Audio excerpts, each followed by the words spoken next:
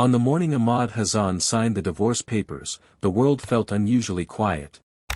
The sky above the small American town was pale and colorless, as if the day itself had decided not to take sides. Cars moved slowly along the street outside the courthouse. People passed by with coffee cups and hurried steps, unaware that for one person inside that building, an entire chapter of life had just ended. Ahmad sat at a wooden table near a wide window. The glass reflected a faint image of his face. He looked calm, almost distant, as if he were watching someone else's life unfold instead of his own. Across the table sat Emily. Emily had always been the quieter one between them. Even during their happiest years, she spoke softly and listened more than she talked. Today she said almost nothing at all. The lawyer explained the final details in a careful, practiced voice. Papers were slid across the table. Pens clicked open. Emily read the last page slowly. Ahmad watched her fingers move across the paper. He expected anger. Maybe sadness. Perhaps even a sudden change of heart. But Emily simply nodded. Then she signed her name. No argument. No tears. Just silence. That was the moment Ahmad realized something strange. The quiet acceptance felt heavier than any fight they had ever had. Outside the courthouse, the air carried the cool scent of autumn. Leaves moved gently across the sidewalk. Somewhere down the street, a dog barked. Emily stepped outside first. She paused for a moment at the top of the stone steps. Ahmad stood beside her, unsure if he should say something. "Take care of yourself," he said finally. Emily looked at him with calm eyes. "You too, Ahmad." Then she walked away. Her steps were slow but steady. She didn't look back. Ahmad watched until she disappeared around the corner. A strange emptiness settled inside his chest, like a room that had been cleared of all its furniture. For a long time he stood there, staring at the place where she had vanished. He told himself the feeling would pass. Divorces happened every day. People moved on. Life continued. Still, something about Emily's silence stayed in his mind like an unanswered question. 3 days later, Emily was sitting on a wooden bench in a quiet park. The morning sun filtered gently through tall trees. Children laughed in the distance.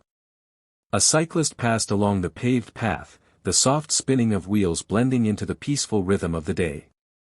Emily held a small paper cup of coffee between her hands. The warmth felt comforting. She had spent the past few days organizing her new life in simple steps. A small apartment. A few boxes of belongings. Quiet evenings with books and tea. Nothing dramatic. Nothing loud. Just calm movement forward. Most people expected heartbreak after divorce. Friends had sent messages asking if she was okay. Emily always replied with the same words. "I'm all right." And she meant it. Not because she felt nothing. But because sometimes acceptance arrives long before a relationship officially ends. For months, she had sensed the distance growing between her and Ahmad. Conversations became shorter. Silences stretched longer. Love had slowly faded, like sunlight disappearing at the end of a long day. By the time the papers were signed, her heart had already stepped away from the past. She sipped her coffee and watched the leaves move in the breeze. For the first time in a long while, the future felt open. Uncertain, yes.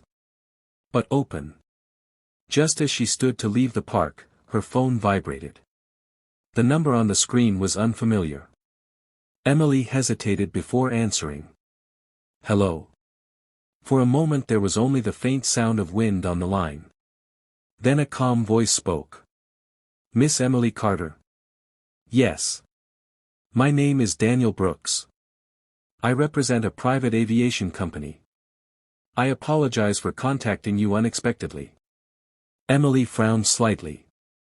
"I think you may have the wrong number." "No, Miss Carter," the man replied gently. "We are calling regarding a personal invitation. Emily felt a small wave of confusion. An invitation? Yes. A private jet will arrive at the regional airport this afternoon. The passenger has specifically requested that you be offered transportation. Emily blinked slowly. I'm sorry, what? I understand this may sound unusual, Daniel said. But the request is genuine. Emily looked around the quiet park as if the trees themselves might explain the situation. Who requested this? There was a brief pause on the line. Then Daniel answered. Mr. Jonathan Hale. The name meant nothing to her. I don't know anyone by that name. Daniel's voice remained calm. Mr. Hale believes you do. Emily felt a strange feeling form in her chest. Why would a billionaire send a plane for me? That is something he wishes to explain personally. Emily almost laughed. The entire situation sounded like a misunderstanding. Look, she said kindly, I think you may have confused me with someone else. Daniel replied carefully. Miss Carter, Mr. Hale rarely makes mistakes. The wind rustled through the park again. Emily stood quietly, considering the situation. What happens if I say no? Nothing at all, Daniel said. Your day continues as normal. And if I say yes? Your life may change. Emily stared at the ground for a moment. 3 days ago she had signed divorce papers without a single tear.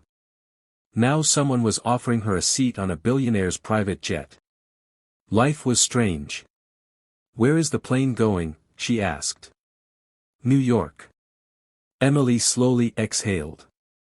I'll think about it. Of course, Daniel said. The plane departs at 4 this afternoon.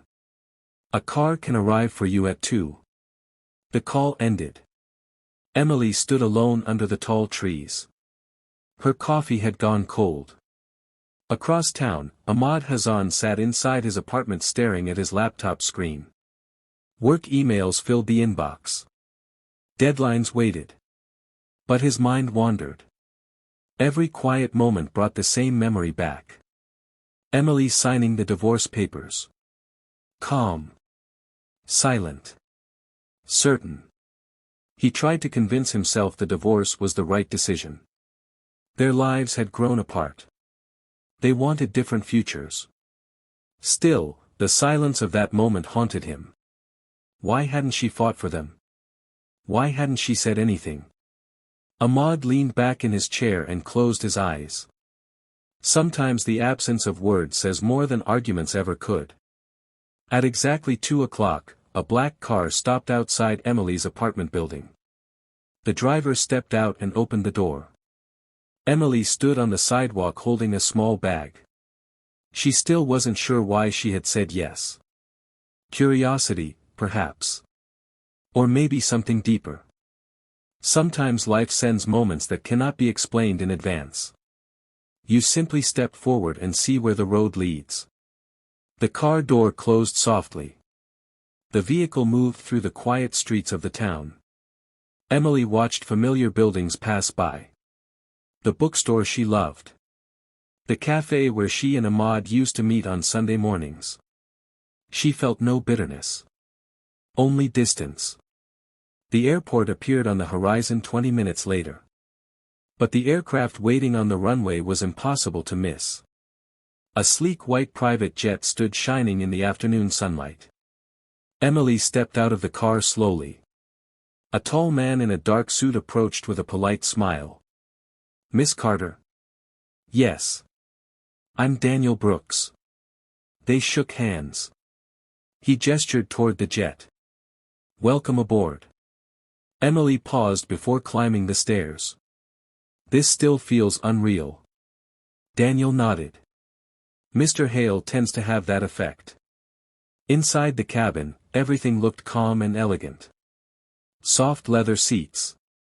Large windows. Warm lighting. Emily sat down carefully. Moments later, the jet engines began to hum. The plane lifted smoothly into the sky. The town below became smaller and smaller until it disappeared entirely.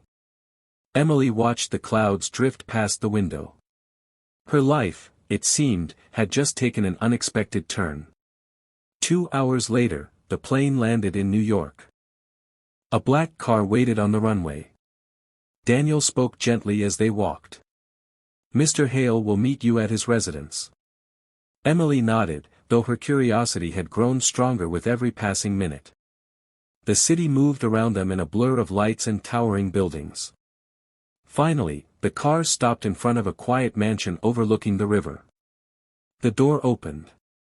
Emily stepped inside. A man stood near the large window at the far end of the room. He turned slowly. His hair was silver. His posture calm and confident.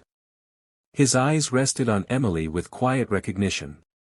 "Hello, Emily." She studied his face carefully. Something about him felt strangely familiar. But she couldn't place it.